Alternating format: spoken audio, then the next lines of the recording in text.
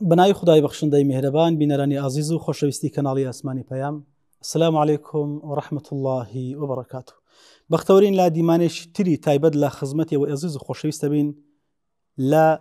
میانە و سەر و بەندی نزیک بینەوەمان لە هەڵبژاردنەکانی ئەنجومەنی نوێنەرانی عێراق. دەمانەوێت زیاتر ڕووبچین و قوڵ بینەوە ئاخۆ شەرعیەتی هەڵبژاردن و هەروەها ئەو گومانانە چین کەوا دروست دەکرێن لە نێو مسلمانان و بەدیلمان چێو دەبێ ئێمە چۆن بتوانین ئەوەی کە ئەو گومانانەی کە لە دڵی یان لە بیر و ڕاو فکری مسلمانان دروست دەکرێت چۆن بتوانین بیان ئەڕەوێنینەوە بۆ بەڵگانی کەوا هەن لە قورئان لە سونەت لە ژیانی هاوڵان و هەروەها و مەقاصیدی شەریعەوە کە لە شریعەتی ئیسلام بە شێوەیەکی گشتی باسکراوە. لە خزمەتی زۆر بەڕێزانەی مامۆستا حەسەن عەلی بۆسچێنی تاتوویەکەین. بەناوی خۆمان و عزیز و خۆشەویست سەرەتا سڵای خوای پێ دەگەین و بەخێرەتنێکی زۆر گەرمیەکەین. مامۆستا جان خێر موفق بێن سەربەرز بێن یاخوا. زۆر سپاس. مامۆستا سەرەتا پێم بڵێ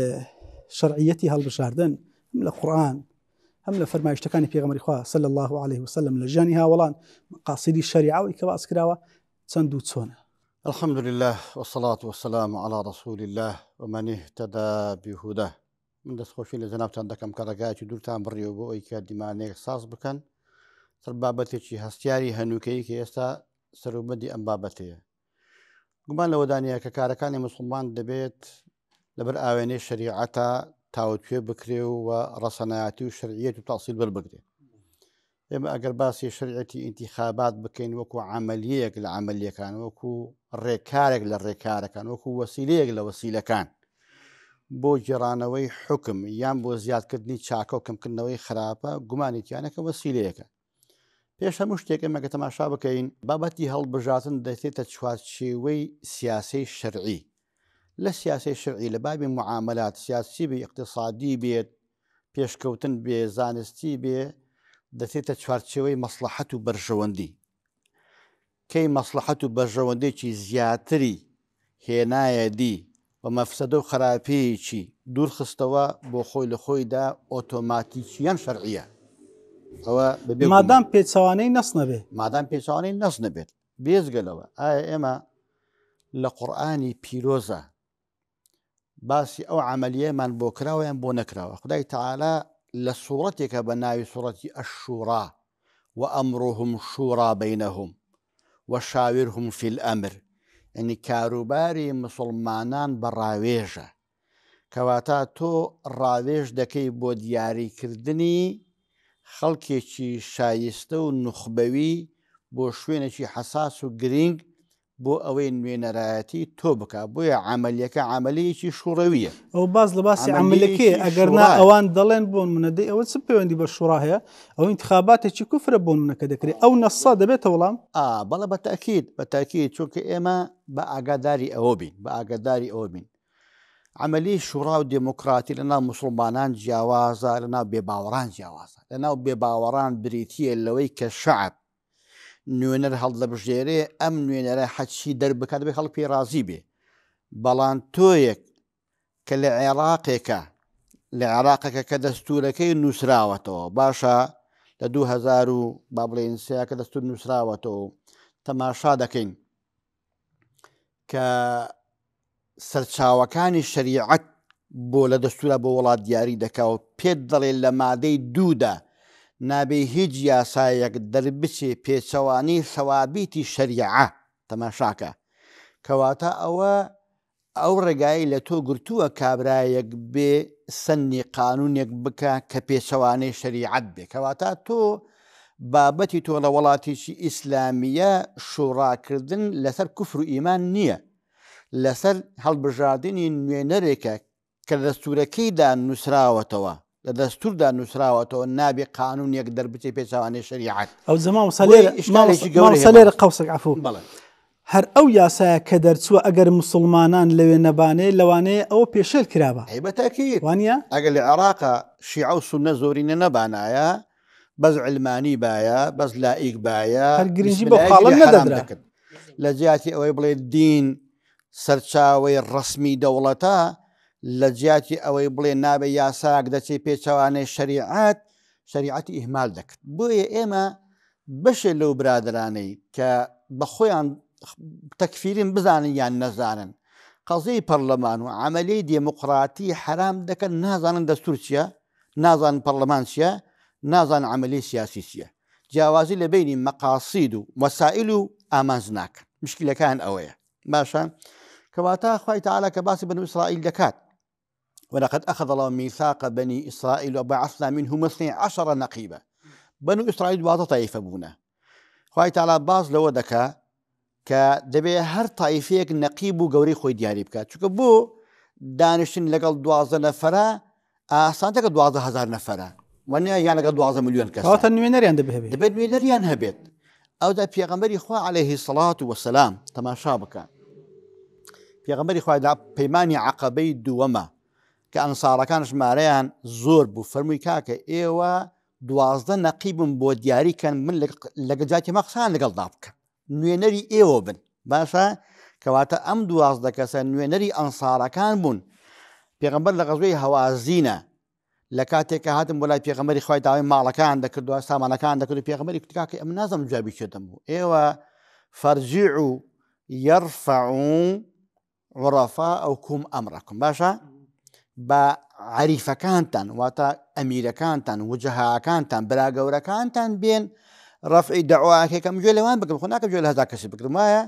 کەواتە پێغەمبەر فێری کردن دەبێت لە ڕێی نوێنەرەکانیەوە قسە بکەیت باشە ئەمە زۆر خاڵێکی زۆر گرینگە کە پێغەمبەری خوا تەعالا فێری کردن باشە سەحابیەکان ئیسناد لەوەی ئێمەش دەتوانین بخێنە سەری بەتەکید یعنی ما نوێنەر دیاری دەکەین بۆ کارێکی دیاری کراوە باشە ئەسحاب لە دوای وەفاتی پێغەمبەر عەلەیهی سەڵات وەسەلام ڕضای خوان لەبێت ئەدی ئەو بەکریان بە چ عەمەلیە بە عەمەلی حەل و عەقد هەڵبژارد مەلیسێک کۆ بۆ مناقەشەیان کرد هەتا دوایی ڕێکەوتنە سەر ئەو بەکر باشە ئیمامی عومەر دوایی کە ئەو بەکر بۆ خۆی دیاری کرد دوای مسلمانان بەیعەتیان پێدا ئەدی ئیمامی عوسمان کە عومەر 6 نەفەری دیاری کرد مسلمانان دوای لەناوانە ئیتخابیان کرد ئەدی ئیمامی عەلی دوایی کە عوسمان شەهید دەبێت خەڵکی مەدەنی هات لە بەیعەتیان پێدا ئەوەلیەکە مامۆستا ئەوان دەڵێن بۆن منەتوو ئەتو قیاز دەخێ سەر ئەو هاوڵە بەڕێزانە کە ئەوان بە شوڕە دایانەوە هەمووشان مسلمانە بەڵام ئێستا تێکەڵ چێشەکەی لەگەڵ سینێشی ئەلمانیە با ئێمە لێیان دوور بین دەکرێت ئەوە حەل لە عیلاجە هیچ عەمەلیەک نیە چونکە هیچ پێغەمبەرێک لە خلالی مێژوویە لە قەومەکەی خۆی جیانە بۆتەوە هەتا وەفاتی کردووە یان ئەمری پێکردووە بە هیجرەتکردن ئەمری پێکراوە یان شەهید بووە باشە خەڵکی خۆی بەجێ نێشتووە تۆ نابێ خەڵکی خۆت بەجێ بێڵی ئێمە لەگەڵ تەواوی مرۆڤاتیە خاڵی هاوبەشمان هەیە کەواتە ماڵیم خاڵی هاوبەشمان هەیە ئەم وڵاتە وڵاتی هەمومانە بەڵام زۆرینی مسلمان ئاگال لێبێ باشە دەکرێت من لەبەر کەمینەیەک زۆرینە مەیدان چۆڵکە ئەو عیب نییە ئەوە هەڵاتنە لە واقع باشە هەر تۆی مسلمان وەرە زۆرینە پێک بێنە لەو مەیدانەیە دەتوانی ئەم بێشەرعیانەش کە لە ڕاستیە پێچەوانەی دەستورن چونکە نابێ هیچ یاسایەک دەرچێت لە پەرلەمان سەنەدی دەستوری نەبێت مادام لە دەستورە ئیسپاتت کرد نابێ یاسایەک دەرچێت پێچەوانەی سەوابیتی شەریعان وەرەبی کە زۆرینە بۆی حکومەت ناشەرعینەکە بەڵگەتێ ناتوانین لەسەر تێپەڕین کەواتە مەگەر کاری پەرلەمان چییە ئەوە خاڵێکی گرنگە یعنی کاری پەرلەمان بریتێ لە چاوەدێری و بە دوواداچوون و دەرکردنی یاسایەک کە سەنەدێکی دەستوری هەیە باشە کەواتە خۆ پەرلەمان ناتوان تەشریع بکە دەتوانێت بەلایحە شەرحی ئەم مەبادیئانە بکە کە لە دەستورە هاتووە خۆ ناتوانێت شتێک دەرکات پێچەوانەی دەستور ئەوەیە کێشەی بە برادەری تەکفیریەکان کە نازانن دەستور چییە نازانن پەرلەمان چییە نازان عەمەلی دموکراتی چییە لێکی گیان ناکەنەوە لێیان تێکەڵ بۆت ئەوان مامۆستا هەدەڵێن کوفرە و یاسا لێی دەردەچی وەڵام چییە مامۆستا چۆن عملیەکە ئەوەیە وتمان تۆ بە دەستور کۆتاییت پێهێناوە کە نابێ یاسایەک دەرچێت پێشەوانەی سەوابیتی شەریعە کەواتە تۆ لە پەرلەمانە بۆت هەیە بڵێ کاکە ئەمە پێچەوان دەستورە نایخوا بەڵگەی بەهێزت هەیە و ڕەبزی یەک نەفەر هەمووی ڕابگرێ بڵێ پێچەوانەی دەستورە بەڵام ئەگەر 10 نەفەر بێ 20 نەفەر بێ 30 نەفەر بێ چاتر نییە ئێمە لە مەشروعی دەستوری کوردستانە ئەگەر ئیسلامیەکان نەبە مەشروعەتان بۆتە دەستور ئامادەن بسم الله بنووسن ئەگەر لێبێ یعنی حتا مناقەشە لەسەر بسم الله هەبوو نادەنووسی برادرانی علمانی کوردستان ئامادەن بسم الله بنووسن ئەگەر هەژمون و فشاری خەڵکی مسلمان نەبایە لە حاڵی کەواتە بە ئاگادار بین ئەدە مامۆستا ئێمە قورئەمان هەیە قورئان لە شەریعەتە بەنەسی ئایەت باشە لە بابەتی یونسا قورئە کرا كوتنا أوكيو لبابتي مريم شيء كفالي بك قرعة كلا قرعة أجر بابتي شي بتشوك هبيت بابتي جورة شو ناكري أمن كاكا فلان كاس دوكس شاكترين قرعة دكان بو جاري كني شاترني وانا كاكا كواتا أمشت سنة دي شرعي زور جورية بو أويك تو بيكي بلغة لسر شرعيتي انتخابات باشا بلان بو أقداريش يعني وەکو گوتم دووبارەی دەکەمەوە خەڵکێک هەیە هەر دیوێک شتەکان دەبینێ دیوێک دەبینێ دیوەکەی تر نابینێ باشە حەد دەڵێ کوفرە پەرلەمان تەشریع نەبا تەشریع کوفرە باشە لە چیان هێناوە ئەو کوفران لە چێ هێناوە مامۆستا ئاخر نازانن وا دەزانن پەرلەمانەکەی تۆ پەرلەمانی بریتانیایە وازانن پەرلەمانی ئوسترالیایە نێربازی حەڵاڵکە ئاخر دەڵە شەرعی تێدا دەکرێت بۆ منە یاسای لێدا دەردەچی مامۆستاجان ئەتۆ سەرمەزی خوایەوە بانمونێک بێنمەوە باشە تۆ وەرە قانونی عقوبات با تەماشا بکەین قانونی عقوبات لە شەریعەتە حەوت عقوبمان هەیە ئەدی بۆ ئێستا لە دەستوری عراقیە قانونی عقوبات نزیکەی 500 مادەیە باشە مهم ئەوەیە یاسایەک دەرنەچێ پێچەوانەی شەریعەت بێ نەک بەڵگەی شەرعی لەسەر بێ باشە ئێستا هەزاران زۆر دزی هەیە باشە دەبێ یاسای بۆ دانێن دەنا مرور هەیە هەمووی هەردەست یاسای بۆ دانێ شارەوانەکان هەیە دەبێ یاسای بۆ دانێ شێوازی بەڕێوەبردنی وڵاتی یاسای بۆ مەدەنیەت بەگشتی مهم ئەوەیە ئەسڵ مامۆستاجان ئەسڵ لە عیبادەتە تەماشای تەعەبود دەکەین بەڵام ئەسڵ لە معاملات و سیاسەتە تەماشای مەصالح و بەرژەوەندیەکان دەکەین معناکان دەکەین مەصالح و بەرژەوەندی بێنێتە دی دەبێت دەستخۆشی لێ بکەیت دەی پێشوازی لێ بکەیت مەصالح و بەرژەوەندی نەهێنێتە دی شەریعەت لێ دوور دەکەوێتەوە تەواو بۆیە هیچ بەدیلێک نییە بڵێم ئەو کارەی ناکەم ئەو کەسەی دەڵێ من ئەوە بە بێدینی دەزانزانین دەڵێ چی مامۆستا پرسیاری منە بۆ ئەوان بۆن منە دەکرێت بڵێ ئەو هەموو گفتو گۆ و گومانە دروست دەکەن دەخەنە دڵی مسلمانان و مسلمانان سار دەکەنەوە سەحەکە چۆل دەکەن لە بۆ عیلمانەکان زیاتر ڕێژیان زیادکە لە کاتێکە بەس چۆن دەڵێ زەرەکە بە مسلمانان دەگا 2000 شەخ فەخرە شانازیە هەوڵە کۆشە ینی داوای سەحوێ لەوان کەم دەبێت ئەوان بۆ من لە وەڵامات دەڵێم جیاوازی ئێمە و ئێوە یەخشتە ئەوان تەستیان کردوتەوە لە داوایکی تاکە کەسی بۆن باڵێ جیاوازەکەمان یەخشتە جیاوازیەکان ئەوەیە ئەمن بڕوان بەوەی هەیە لەوێدا بڵێم نا بەڵام ئەتۆ بڕات بۆی نەبڵین نا ئەتۆ بێدەگی هەڵبژارتووە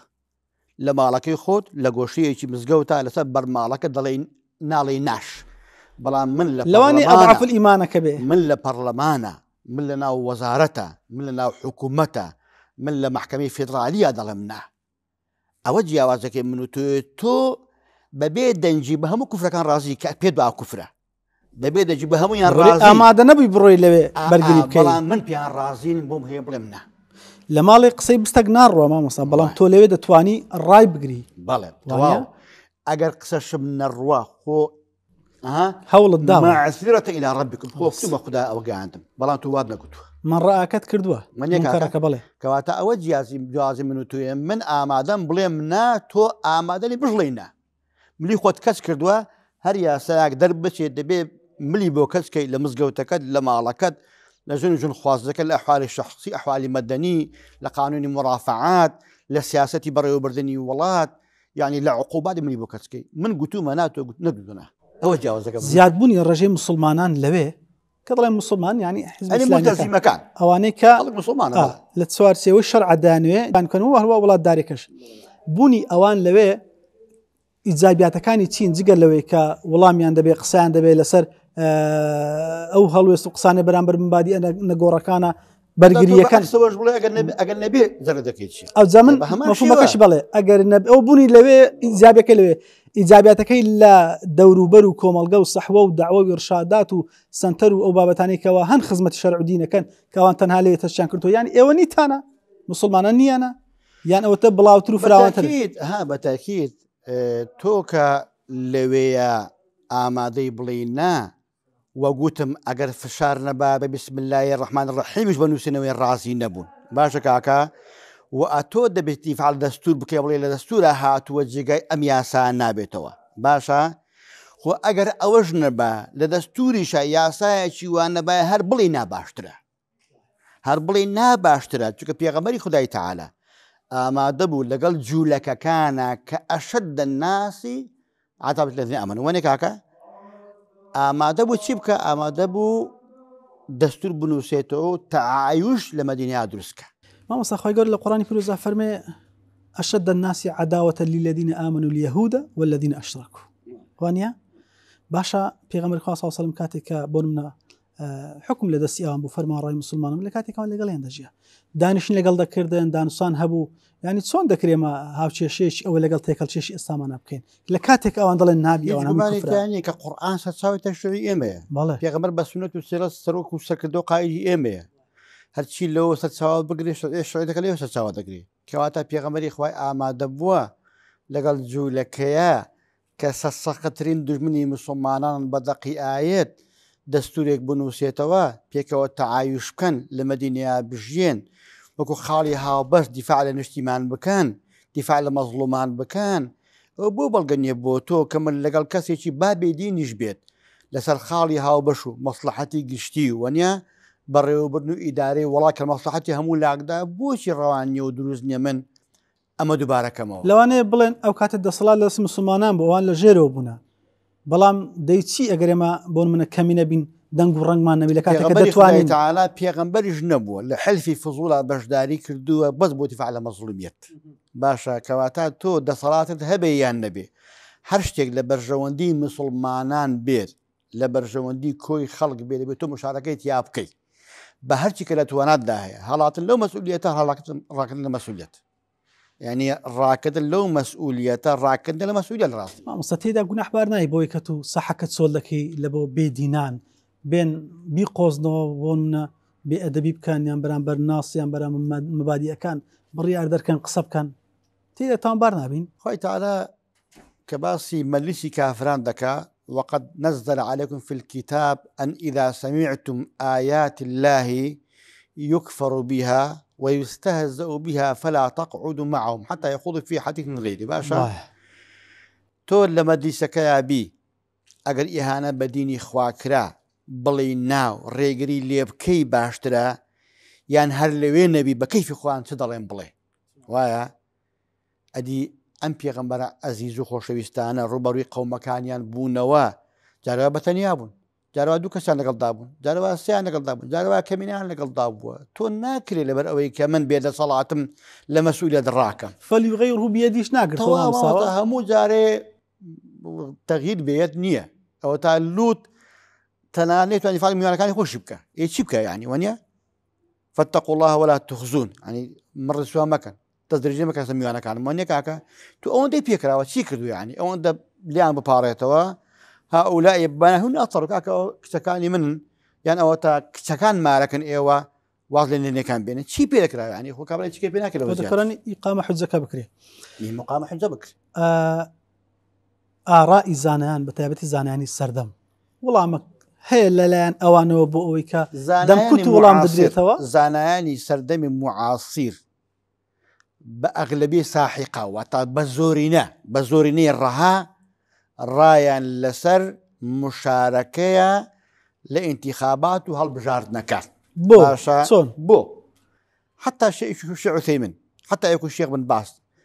ڕێگەیان داوە لە وڵاتی کافرانیش ئەگەر ئینتیخابات کرا مشارەکە بکەین بۆ ئەوەیەکی حیزبێکی چاکێ و یەکێکی چاکتر هەیە خراپێ و خراپتر هەیە وایە بین مەزڵوم هەیە و زاڵم هەیە بین لە پشتی مەزڵوم بین دژی زاڵمەکە لە دژی کەم بێدینەکە دژی زۆر بێدینەکە چونکە ئەمە بابی موازنەیە یعنی لە بینی خراپ و خراپترش بۆ تەیە باش ئینسانی مسلمان بە عەقڵ و بەدین یاسایەکی هەیە لە بینی چاک و خراپ چاک لە بینی خراپ و خراپتر خراپ لە بینی چاک و چاکتر چاکتر هەر کەسێ ئیش بەوە نەکا نە لە دین تێگەشتووە نە لە ژن تێگەشتووە بازرگانی معاملە دەکات ئەگە هەزرت کە ئیشەکەی دەگۆڕێت بزانە قازانجەکەی زیاترە دەیهێڵێتەوە بزانێ هەر زەرت دەکات ئیشەکە دەگۆڕێ و کاتی یان ئوسلوبی خۆی دەگۆڕێ وایە چکە بۆ بەرژەوەندی وا دەکەی کەواتە زانایانی معاسیر کەمینەیەک نەبێ زۆربەی هەر زۆری لەگەڵ ئەوەدا بۆکە ئێستا مشارەکەی ئینتیخابات بکە بە سەدان زانە بۆ نمونەیەکی وەکو ئەلبانی ڕێی لەسەر نەبووە یەکی وەکو شێخ مقبیل ڕێی لەسەر نە بەڵام زانانی ڕێی لەسەر بوونەکەی چ ئاساسەکە تووشی کێشەیەکی گەورە بوونە ئەوان دەڵێن چۆن دروستە تۆ داوای ئەمارە بکەیت کە پێغەمبەری خوا فەرمووی لا تەصل ئەمارە باشە بەڵام خوا دەفەرمێتە زمانی اجعلنی على خزائن الأرض باشە کەواتە ئەمە ئینسان دوو حاڵەت هەیە و لە کاتێککە خۆ دەوڵەت دەکا هەر مشتێک بوون کافر باشە بەتاکید وەنێ کاکە کەواتە پێغەمبەری خودای تەعالا کە فەرموویەتی یا ئەباه یا ئەباذەر داوای ئەمارە مەکە لەبەر ئەوەی کە توانای نەبە ضعیفە فإنك ضعيف وإنها لأمانة وإنها يوم القيامة خزي إلا من أخذ بحقها وأدى الذي كان عليه باشا كواتي إنسان كبتوانا ما في خوي بداتيه حقي خوي بداتيه داواي بكات شتيتي الشرعية بلان تو كدلين نابي داواي بكي دزاين دليتي أوان دين شرعية ددن بديكتاتورك بلك جنابي ديكتاتور تو لجي خود دانشة بەڕەحەتی چووکە شەرعان کەس بۆنی بڵێنا کەس بۆنی بڵ لە ئەمیر چووکە تۆ لە بابای پیرۆ بۆت ماوەتەوە ئەتو هەر لە جێ خۆت دانیشە ئاخر وا دەڵێن ئەوان زا پێشمان بڵێ تەعاشیان واجبە تەماشاکە ینی بوونە سنتەری شەرعیەت لەگەڵ یاندابی شەرعی لەگەڵ یاندانەبی شەرعینی بڵێنا ئەوە مشاغیبی فتنەچی خوارج جوڵایەوە خەواریجی بۆغاتی عوساتی تێکدەری فتنەچی ئاژاوەچی ئێرهابی و نێگاکە کەواتە تۆ برای بەڕێز ئەوان چۆن چوونەتەوێ هاتووی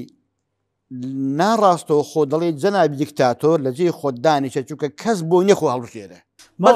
نەک بۆ نییە هەر ئەمەش بوون لێ نەگەڕان ئێوە کەم بکەن دەڵێ ئەتۆ بۆ تەیە کوڕەکەشت دانەی کوڕی کوڕەکەشت دانەی دە پشتیش لە مۆدا دیاری بکەی وەڵام ئەم بمانی بڕکاک بامە لەجێ تۆ ئەو واقع خراپەی بگۆڕین ئاخر کاکەچ ئەتۆ بخۆشت نازانی چی دەکەی بۆیە هەر کەسێک ئیلمامی بە سیاست نەبێ گرنگی بە سیاست نەدا بە واقعی کۆمەلگای بەشەریەت نەدا نازانێت چۆ ڕەفتارگەڕ و سیاسیەوە ناڕاستەوە خزمەت بە دیکتاتۆری بەڵێ دەکرێت باشە بە خۆت سیاست ناکەی کێشەنی ئازادی بەڵام دژاتی مسلمانان مەکە دەنگ و ڕەنجیان کەم مەکە لە پاڵ ئەوە ئیدی بەرامبەرکەی بەرزکەوە ئەو پەڵی بێدەنگ بە من كان يؤمن بالله واليوم الآخر فليقل خير أو ليصمت كاكا أجر پشتیوانی ناکە دژاتی بۆ دەکەی لەم دژاتیەت تەنیا کورسی دیکتاتۆر جێگیر دەکەی و بە قووەت پشتیوانیکردنی ئەوانە پشتیوانی بە ناڕاستە خۆیکردنەوەی دەسەڵاتێکی نامەشروع ئەو هیچی تر نییە بتەوەیان نەتەوێت بەڵێ بپرسم ئەوەی کە ئیسلامیەکان بۆن منن تاکە وەسیلیان هەڵبژاردنە ئەو یەکێک لە ڕخنەی بە تایبەت تەکفیریەکان کە زۆر لە خۆ ڕازین زۆر سەرسامن بە خۆیان دەڵێ کاکەی ئەوە دموکراتی پیرۆجی خۆتان بێ دموکراتی من ناوێ باشە ئێمە تەنیا هەڵبژاردن وەسیلەی ئێمەیە چێ بە قەدر ئیسلامیەکان ئیزاعی هەیە کەچی ئەوەی بۆن من ئەوان کە دڵێ ئێمە ئاوا دەکەین دەی مامۆستەفەر باشە چێ بە قەدر ئیسلامیەکان ئیزاعی هەیە کەناڵی فەزایی هەیە پەیجی هەیە ناوەندی هەیە حوجرەی هەیە مەراکزی دینی هەیە باشە یعنی ئەو هەمە عەمەلیە خەیرە بە خەستەخانەت دەوێت بەخشینت دەوێت یعنی یارمەتیدانی فەقیر و هەژارت دەوێت بێنەوات دەوێت مرکزی خزمەتی قورئان و حەدیث خەدەمیە باشە علمیە دەستگای خێرخوازی ئەتۆ لە مزگەوتێکان لە گۆشیەکە دانیشتوویی دژایەتی ئیسلامیەکان دەکەی بەشداری دموکراتی دەکەن و لە پشتی شاشە قسەی گەورە فڕێ دەکەی بەڵام ئاگات لێبێ ئەوان لە تۆ عارمترن لە تۆ بەرچاویان ڕوونترە لە تۆ تەجوبیان زیاترە واقعیترن لە تۆ واقعیترن خزمەتیشیان زیاترە بەرهەمیشیان زیاترە لەوانەیە تۆش لەو بەرهەمە بخۆی بەڵام بە خۆت ناسانی باشە کاکە بۆیە بەڕاستی یعنی دروستکردنی ئەم گرێ و گۆڵانە یان ئەو گومانانە لەسەر عەمەلیەی ئیسلامی گوای ئیسلامیەکان بەس تاکە وەسیلەی دموکراتی بەکاردێنن بەڕاستی چێکی ناواقعە چونکە ئەمە وەکو وەسیلەیەک لە وەسیلەکان بەکاردێن بەڵام ناتوین وەسیلەکانێکە وەسیلەکانمان هەموو بەکارهێناوە تربیە دەیکەین دەعوەیە دەیکەین خەدەماتە دەیکەین خزمەتە دەیکەین یعنی کتێبە دەینووسین وتارە دەیخوێنینەوە مزگەوتە دروستی دەکەین عەمەلی خێرە دەیکەین هەژارە هاوکاری دەکەین تەعاونی مسلمانان دەکەین چی ئەگە ئێمە بەشداریتیان دەکەین کەناڵی فەزایی دەوێت لە خزمەتدایە یعنی چی هەیە ئیسلامیەکان لە خەیر و چاکە دەستیان بوونە برد پێ دوانێ بۆن منە 2000 ئیسلامیەکان بە زەعیبوونی ئەوان ڕۆژێک بێ قورجی ئەوانەش بگرن کە بۆ منە بەناوی دینداری داوا دەکەن مەسەلەن ئەو ئازادیان جاری واشەیە ئەم جۆرە کەسانە پشتیوانیان لێ دەکرێ لەلایەن دەسەڵاتەوە وەکو کەوی ڕاو بەکاردەهێنرێن بۆ ئەوەی کە دژاتی مسلمانە ئیسلامیەکانی پێ بکەن یان بۆ ئەوەی گەنجی پێگومڕاو لاڕێ بکەن بۆیە دەرفەتیان پێداوە نەک لەبەرەوەی قەناعەتیان پێبێ قەناعەتی پێ نییە ئەوەشمان هەن بەڵام بەکاری دەهێنێ بە تاکید ئەوەی جەنابەت دەفەرمۆی لاوازبوونی پێگەی ئیسلامیەکان لاوازبوونی پێگەی هەر مسلمانەکە بە تاکیدیان ئەوەی کە بێ بخوا خزمەتکە ناڵێن ئیسلامیەکان بێکەم و کوڕین ناڵێن بێعیبن ناڵێن نەقسیان نییە ناڵێن هەموو ئەندامەکانیان باشن ناڵێ هەموو متەخەبەکانی هەمویان دەرچوون لە کاکەڵ دەرچوون باشە بەڵام گرینگە بەڕاستی نەزمنی باش و باشترنی باش و باشترە بەڕاستی باشترن لە زمینی چاک و خراپە چاکەکان چی هەڵبژێرین بۆی کە بیانکەین بە نوێنەری خۆمان لەوێ دەم ڕاست و چاوساغمان بن بەتاکید ئەمە گرینگە ئینسانی مسلمان لەسەری پێویستە یاساکە بەکاربێنێت چاک و خراپ و چاک و چاکتر و خراپ و خراپتر ئەو یاسات لە چی هینێ مامۆستا لە شەرع عەزێ هەیە بەڵێ ئەدی خەدڕ موساهرەوە نەبوو کە کردیان مناڵەکەی بۆ کوشت مانەوەی بابوداچی کافر دەکەت وایە کێشەشی دەنایەوە دیوارەکانی ئەو بابوداچی ماسەر ئەوی بخۆێت دوواچکە منداڵە هێشتاوانێ کاکە ئەدی کەشتەکەی بۆ کورد کرد بۆی داگیر نەکرێت ئەمە یاسایە چۆن ئەم یاسا لە هەموو بەلاشنی قوڕان تۆماری کرد ئەدی باشە بۆچی تۆ مرداڕە بوو دەخۆی شەرعەن بەنەسیات بۆ پاراچنی ژیان ئەی بۆ دروستە تەلەفۆز بە کوفر بکەیت لە لێ قەومانە لە کاتی دڵ مطمئنە بە ئیمانەوە بۆ پاراتنی گیانت ئەگەر لێوێ وەنیە کاتە مەسەلە تۆ ئەمە یاسایە دەیان دەق لە قورئان و سونە پشتیوانی لێ دەکات باشە ئەمە یاساکە بەڵام ئێمە چێ بکەین وێنەری خۆمانەوە زۆر گرینگە بەڕاستی گومان لەوەدانیە کە ڕابردوو دەسەلمێنێ تۆ چیە بۆ داهاتوو دەکەی نوێنەر ئەوەی کە موچەی بڕی ماوەستا پێش ئەوە ناکرێت بن ئیسناد بکەینە سەر بەرنامەی ئەو لایەنە بەتەکید فەلسفەی حوکمڕانی چییە ئایا دەیەوێ خۆی بەهێزکە حیزبەکەی بەهێزکە بنەماڵەکەی بەهێزکە نەوەنیتەکانی بەهێزکە خۆی بهێڵێتەوە خەڵکی لە پێناوی خۆی دەوێت وڵاتی لە پێناوی خۆی دەوێت ئەگە فەلسفەی حوکمڕانی ئەوە بێت ئەتوو بزانە ئاو دەکەی ئاشی چیوە وایە کەواتە ئایا ئەوە چێ موچەی تۆی بڕیوە ئایا وڵاتی بەدەست چێ وێرانە ئایا بەدەست چێوە لە خەتەردایە ئایا چێ مجازەفەی پێ دەکات ئایا چێ فەقیری هێناوەتە ئەو وڵاتەوە قۆڕەخکاری دەکات ئایا چێ خزم و حیزبەکەی دەوڵەمەندە ئایا چێ مەحروم بێ بەشکراوە لێ حاڵی ئایا چێ زەرەدی کردووە باشە ئایا چێ مەحسوبیت دەکات چێ ناشەفافیت دەکات تۆ ئەخلاقی سیاسی زۆر گرنگە ها ئەخلاقی سیاسی زۆر گرنگە الرائد لا يكذب نابێ قائد درۆ بکە ئەوەی هەموو ڕۆژە دران بۆ دەکات هەڵت دەخەڵەتێندا چێ دەستی کردووی ئەگەر بارگرانشی دینی نەبی دەکرێت پاڵفتێکی باشی لێ دەرسی پێغەمبەری خوای تەعالی عليه الصلاة والسلام فرمي من استعملناه منكم على عمل فكتمنا مخية فما فوقه فهو غلول يأتي به يوم القيامة رواه مسلم ئەگەر کەسێک یەک دەرزی لێ ئێمە بشارێتەوە کەمتر لە دەرزیەک لە قیامەتە ئەمە دزە ابن لەتفیە هات پێغەمبەر کارێکی پێساو لە صحیح مسلمە هەیە باشە فەرمی هذا لكم هذا أهدي إليه كاكا أو أو هديك رابولا من بيغمر إخوات تورق بتوسم فرمي أفلا يقعد في بيت أمه ولا ما رضاش دانان الشيء فينظر هل يهدى إليه أم لا بابزان داخو هدي بوديت بيغمر إخوات تعالى لسر هديك توربوا كيش بخوي قليدا بيتوا إمام عمر رضي إخوات اللي بيت ظلبك بشتري بنين بشتري خلق قلو تربون نزاني بتي أواني إشين وتي أنا عبد الله كرتن وتي عبد الله ورا أوش ترى يشين وتي منه وتي زيادة خلاونا وش ترى وتي والله يدنا خليفة من هيش بنكردوا زيادة أواني ترى وتي نا أول لما كوري خليفة خلق خاطري قرتوي باب لوري واللي يقرأ ودستي مكيا وتي بين شندد في داون بارك الله بيت المال دابنه باش زيادة كمان دان فرشم وبيت ما تجربوه أو زيادة لتحتاج مسلمانا قلوه برضو تقول كوري خليفة أما قوستوتو يعني أما قوزراوتو بوي خاطر بجيره بوي دبي زيادة كبخير بيت المال باشا کاکە تۆ دەبێ بزانین داخوا چێ دەکەیە ئەمینداری خۆت ئایا ئەو کەسە دەست پاکە ئایا دڵ پاکە ئایا داوێن پاکە ئایا ئەخلاق پاکە ئایا نێتی پاکە ئایا بەرنامە حیزبەکەی پاکە ئایا ڕابردووی حیزبەکەی پاکە ئایا فەلسفەی حکومڕانی پاکە ئایا ڕابردووی چی بۆ کردووی تۆ گرینگە بەڕاستی یعنی حەیفە و عیب و عارە مسلمان نەزانێت چی دەکات نەزانێت چی دەکات بڵێ وەڵام من سەرگردان نازانم چ بکەم یعنی بۆیە بەڕاستی لە هەر پرۆسەیەکی خەیریدا پشتیوانیکردن لە ئینسانی چاک و پاک واجبە چونکە زانان لە بابەتی ئینتیخابات دوو ڕێیان هەیە ئایا حەقە یان واجبە ئەگەر لێ بێ ئایا حەقە حەق توانێت تەنەزوی لێ بکەیت بەکارینیانم وایە یان واجبە لەو شوێنەیە واجبە ئەگەر ئەتۆ نوێنەری چاکت نەبێ نوێنەری پاکت نەبێت خەڵکی باش نەبێ گەندەڵی و خراپە زیادکە واجب حەق خۆت بەکاربێنی کاتە هەردووشی مەشروعەتی هەیە باشە بەڵام لە شوێنێکە چاکە و خراپە تەسیر ناکە فڵانکە جا فڵانکەس بێ فەرقیان نییە کێشە نییە حەدەنگ نادەم قەی ناکە بەڵام بابەتەکە ئەوە نییە بابەتەکە ئەوەیە لێرەدا ئایا کە من دەنگ نادەم هەرچەندە بەداخەوە وەکو دکتۆر عەلی شەریعەت دەڵێ زۆر زێر و زۆر و تەزویر یانێ چ لە سەکەتەکان دەڵێت درۆ و دراو وڵاتی تێکداوە عملی دموکراتی ناشرین کردووە بەڕێوەبردننی وڵاتی ناشرین کردووە سیستەمی حکومڕانی ناشرین کردووە بەداخەوە خۆزکەمان دەخواست ئەوان نەبایە عملیەکان واقعی بانایە و خەڵک ئازاد باە لەژێر فشار نەبایە لەژێر هەڕەشە نەبایە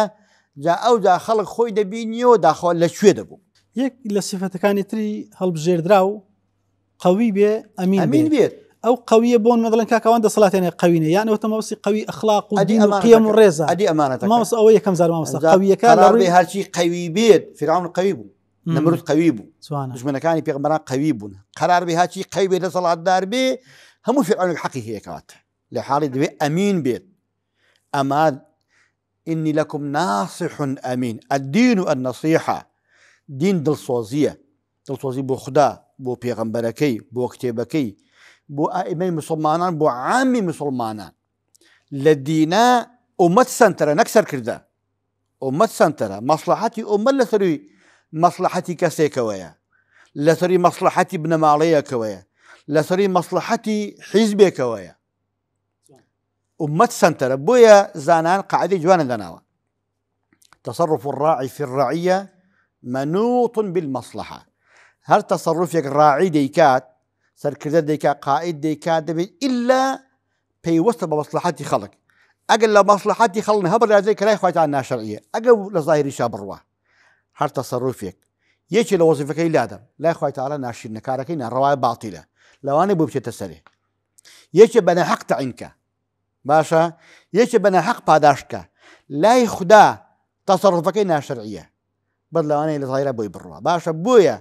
تصرفەکان دەسەڵاتدار هەمووی پەیوەستە بە مەسلحەتی ئومەت و خەڵکەوە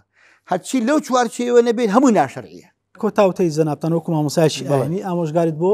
هاوڵاتی و دەنگدەر بە شێوەیەکی گشتی بە کورتی وەڵاهی ئەمن دەڵێم وەکو گوتمان تاکە وەسیلە نییە یەکێکە لە وەسیلە باشەکان کە ئینسان بتوانێت دەوری خۆی تیا ببینێ و ئەگەر ئینسان ئەم دەورەش نەبینێ بەدیلێکی پێنی بەڕاستی یانی بەدیلێکی پێنیە بۆیە ئینسان هەتا بتوانێ خدا بەسەر خۆی بە چاوەدێر بزانێ ئەم دەنگدانە شایەتیە تەسکیەیە جۆرەکە لە ئینتیما و دەعم بۆ ئەم جیهەت و لایەنە ئایا تۆ ئامادەی دەعمی جیهەت و لایەنێک بکەیت کە لەسەر گەندەڵی و خراپە و تاوان بەردەوام بێ بەوە ڕازی ئەگەر پێڕازی مەسئولێتی دنیا و قامەتی کرد سەرشانتەوە ئەگەر قەرارە پێشی ڕازیێنی هەڵوێستە بێت مادەم ئەو ترس و گومانی تێدا کاکەم دادەنیشم دەنگ نادەم تێیدا لێرکوانە تاوانبار و بەرپرسی بە دانیشتەکەی یان بە نەچوونەکەی من دەڵێم خۆزکە عملیەی دێموقراتی بەڕاستی با بەدرۆ نەبا بۆی خەڵک ببێت ترس لەژێر هەڕەشە نا لەژێر فشار نا دەنجی دابایە ئەو کاتی خۆیان دەبینیەوە باشە بەڵام بەهەرحاڵ من ناڵم کەسێک مەسەلە ژیانی لە مەترسیدا خۆی با بە کوژدار انتخاباتە من ناڵم بەڵام خەڵک با هەڵوێستی هەبێ با مەوقیفی هەبێ وانێ کاکە